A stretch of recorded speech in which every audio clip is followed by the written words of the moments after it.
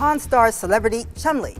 We're learning exactly why police went to the reality TV star's home. 13 Action News reporter Masa Saidi has details from the arrest report. Chumlee's shocking downfall has left fans reeling. A once lovable Pawn Stars icon now facing a life-altering punishment handed down by Rick Harrison himself. The fallout from this dramatic turn has unveiled a storm of betrayal, legal chaos, and shattered trust.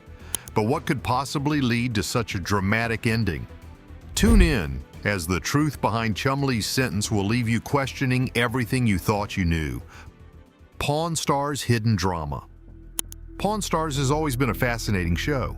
It's all about people bringing in weird and valuable items to a Las Vegas pawn shop run by Rick Harrison and his family. But behind all the gold and silver deals, there's been some serious drama that would make even reality TV seem tame. But behind the deals and rare finds, a family secret is about to be revealed, and it changes everything. Rick Harrison, the man behind the show's success, started the gold and silver pawn shop with his dad, Richard "Old Man" Harrison, years ago. Together, they turned their little business into a TV empire. But things didn't stay simple for long. After the old man passed away in 2018, things started to spiral.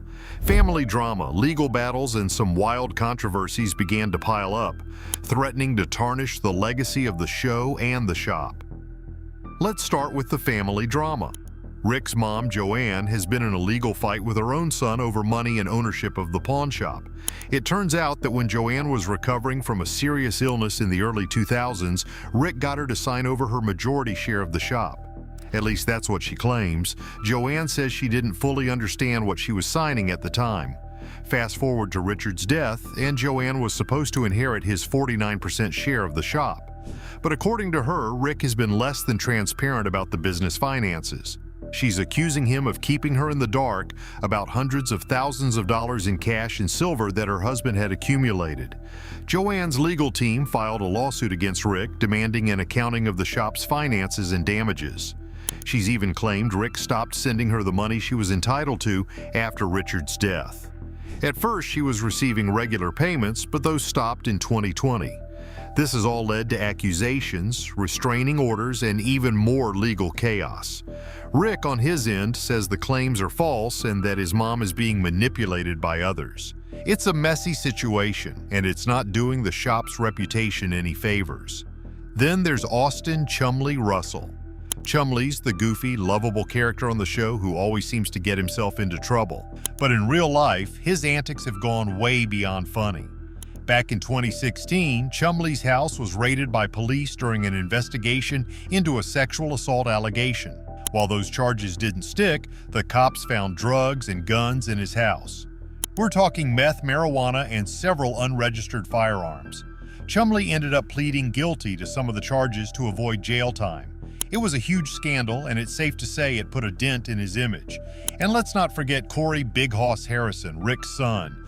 Corey's had his own share of wild stories. He's been caught in some embarrassing situations like a bar brawl and a public urination incident. Not exactly the kind of behavior you'd expect from someone who's supposed to take over a family business. He's also been sued over a wrecked RV he rented, which was returned damaged and filled with trash.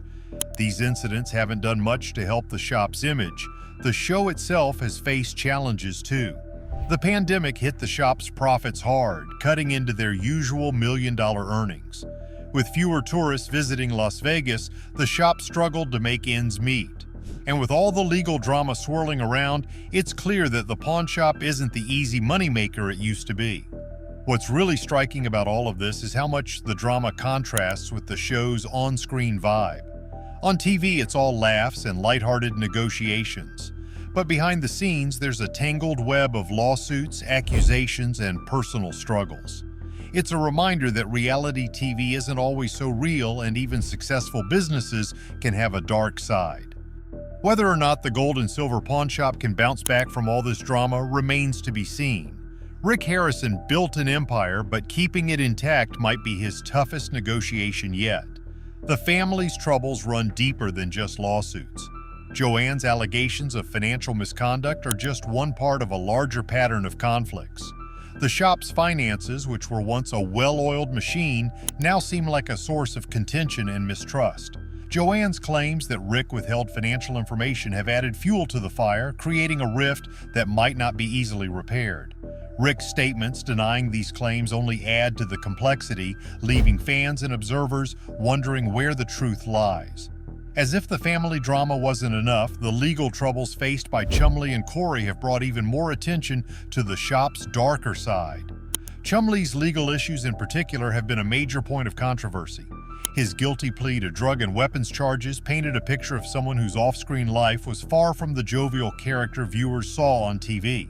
The details of the police raid, including the discovery of multiple firearms and illegal substances, shocked fans who had come to see him as the show's comic relief.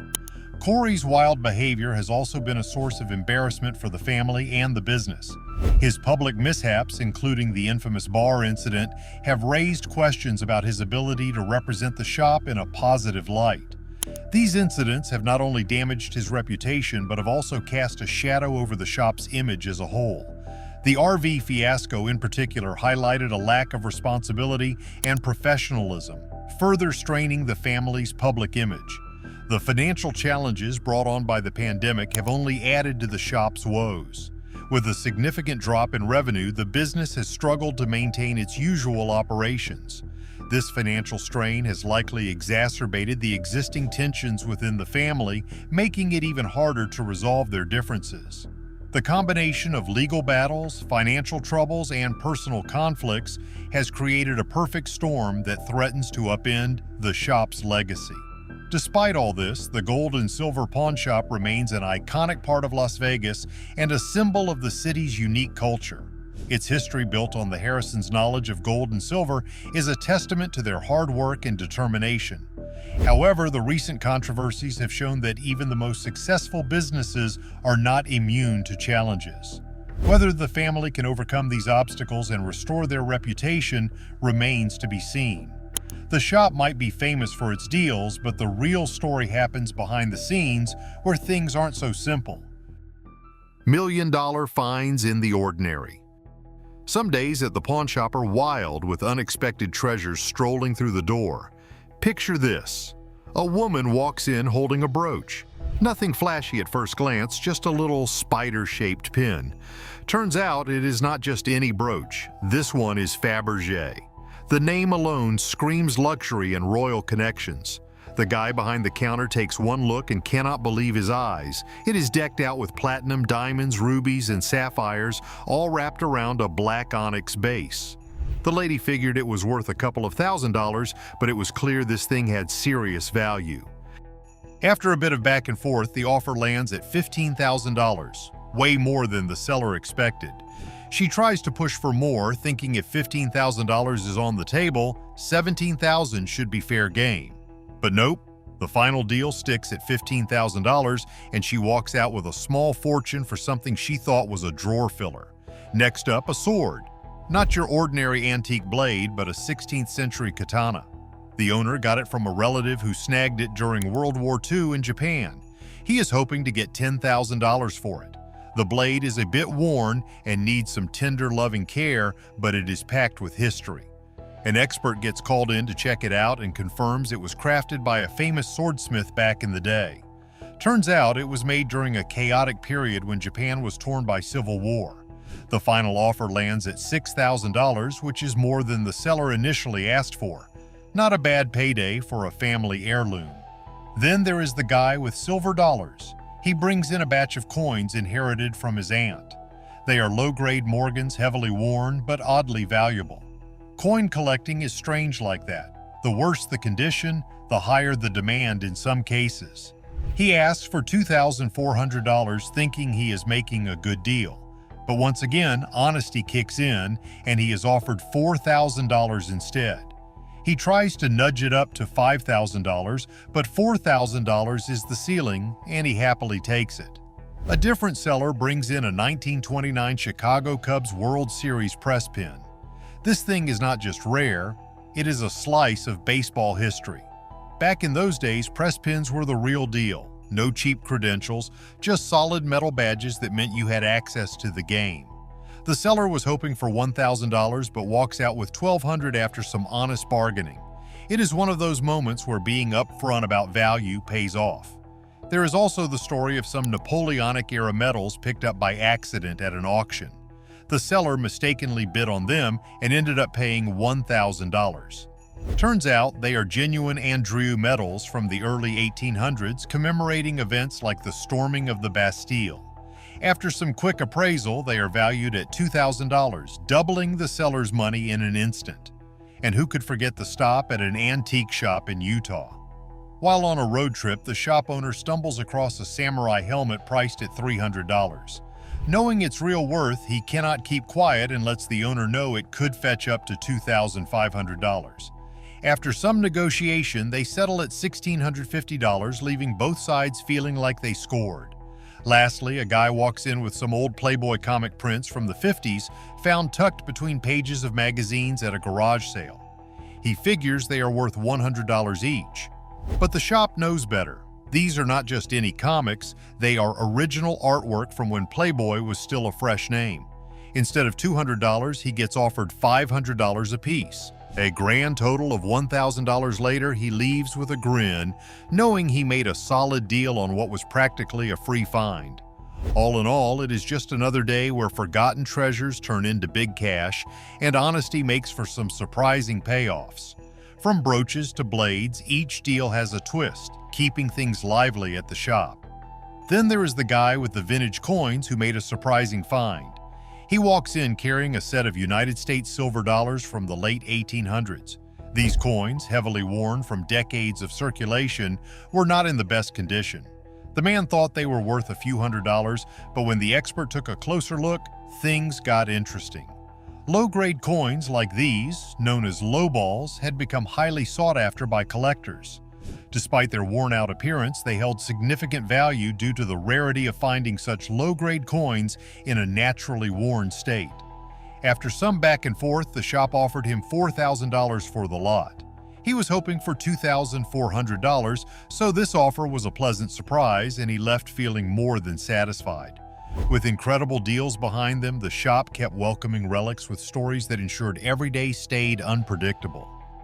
Civil War relics and rock and roll memorabilia. In another instance, a man brings in a 19th century rifle with a fascinating backstory. The rifle had been passed down through generations and was believed to have been used during the American Civil War. Although the rifle showed signs of wear and needed restoration, its historical value was undeniable. The seller was initially looking for $3,000. After bringing in an expert to verify the rifle's authenticity and history, the shop made an offer of $4,500, which the seller gladly accepted. The rifle's unique story and historical significance made it a prized addition to the shop's collection. One more memorable deal involved a rare set of Beatles memorabilia. The seller had an autographed photo and a ticket stub from one of their early concerts. The items were in excellent condition, and the seller was hoping to get $5,000. After verifying the authenticity of the signatures, the shop offered $8,000, citing the high demand for Beatles memorabilia among collectors. The seller was thrilled, having walked in expecting far less than what he walked out with. Another quirky item that made its way into the shop was an old jukebox from the 1950s. The seller claimed it still worked, though it needed a bit of maintenance. The brightly colored jukebox with its retro design and classic tunes caught the eye of the shop's owner. After testing it and confirming that it played records smoothly, an offer of $3,000 was made. The seller accepted, happy to see the jukebox go to someone who appreciated its charm. On a different day, a man arrived with a collection of vintage comic books. He had been collecting since childhood and had amassed an impressive assortment of first editions. Among the collection were some highly sought-after issues, including a first edition of a popular superhero comic from the 1960s. The seller was hoping for $10,000. After evaluating the collection and consulting with a comic book expert, the shop offered $15,000. The seller was stunned but delighted, as he had not expected such a high offer. Another fascinating item was a 19th century grandfather clock. The clock, standing tall with intricate carvings and a beautifully polished wood finish, had been in the seller's family for generations. He was looking to part with it for financial reasons and was hoping for $4,000. After a thorough inspection by a clock expert, it was revealed that the clock was crafted by a renowned clockmaker of the era. The shop offered $6,000 and the seller accepted, pleased with the fair price. A truly unusual piece that came in was a vintage typewriter said to have been used by a famous author. The seller had documents proving its authenticity, including a signed letter from the author mentioning the typewriter. The shop owner, intrigued by the story and the typewriter's excellent condition, offered $7,000, which the seller happily accepted. The typewriter was a unique find that would undoubtedly attract attention from collectors. Yet another intriguing item was a collection of vintage baseball cards from the 1950s and 60s. The seller had inherited the collection from his grandfather and was hoping to get $5,000. After carefully examining the cards and identifying several rare ones, the shop made an offer of $9,000. The seller was ecstatic, having anticipated a much lower offer. In a different deal, a woman brought in a 19th century oil painting she had discovered in her attic. The painting was signed by a well-known artist, and after some research, she learned it could be worth a significant amount. She was hoping for $8,000. After consulting with an art expert who confirmed the painting's authenticity, the shop offered $10,000, which the seller accepted. She left feeling elated, knowing she had made a great deal.